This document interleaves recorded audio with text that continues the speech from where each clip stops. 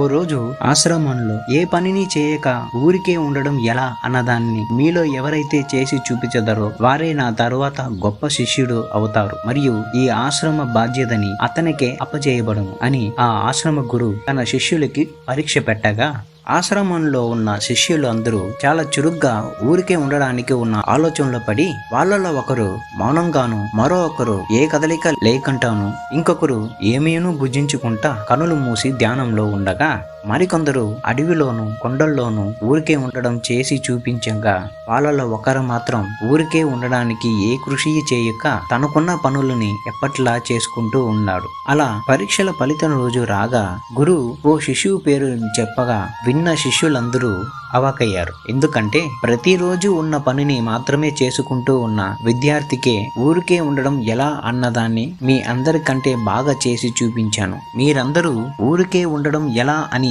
తలా ఒక్కొక్కరు చేసే ఆలోచనలో మరియు ప్రయత్నంలో ఉండడం వలన మీరందరూ విఫలమయ్యారు. ఈ ఒక్క విద్యార్థి మాత్రమే తన పని ఉండు తానుండు అంటూ ఉండడం వలన నిజంగానే ఊరికే ఉండడం ఎలా అని చేసి చూపించింది ఇతనే. కాబట్టి నా తర్వాత ఓ గొప్ప శిష్యుడు అయ్యే అన్ని అర్హతలు ఇతనికే ఉంది, కాబట్టి ఇతనికే ఆశ్రమ బాధ్యతలను అప్పగించబడును అని చెప్పారు. ఓ పనిగా నడుచుకుంటూ వెళ్ళి ఆ చోటన పని ముగిశాక కూర్చున్నప్పుడు మన కాళ్ళకు విశ్రాంతి లభిస్తుంది. అలాగే మన మనసుకు కూడా విశ్రాంతి అవసరం. విశ్రాంతి లేకుండా చెడిబిడిగా రోజంతా ఆలోచిస్తూనే ఉంటే నీవు చేరాల్సిన గమ్యానికి చేరడానికి వీలుపడదు. కనీసం ఒక రోజుకి కాసేపైనా మన మనసు శరీరం విశ్రమించాలి. అప్పుడే ఏ పనిను చేయకుండా ఉండడం వలన పొందే సుఖం ఎంతటి విలువైంది అని మీకు అర్థమవుతుంది.